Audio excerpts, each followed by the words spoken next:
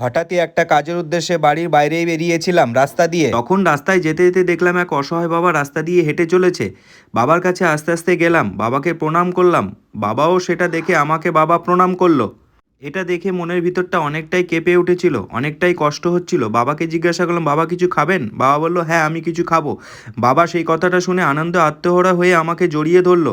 তখন আমি বাবাকে নিয়ে বেরিয়ে পড়লাম আমার বাইকে করে বাবাকে কিছু খাওয়ানোর উদ্দেশ্যে।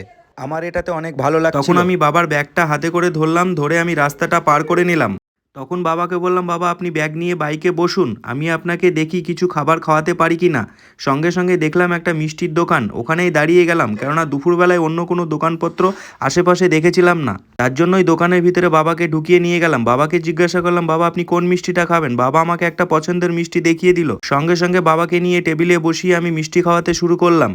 তখন বাবা মিষ্টিগুলো খাচ্ছিল আর বেজায় আনন্দ পাচ্ছিল, এবং আমি বাবাকে জিজ্ঞাসা করলাম, বাবা কেমন লাগছে? বাবা বলছে ভীষণ ভালো লাগছে। সেটা দেখে তো আমি ভীষণ খুশি হয়ে গেলাম এবং আমার চোখে পর্যন্ত জল চলে আসলো।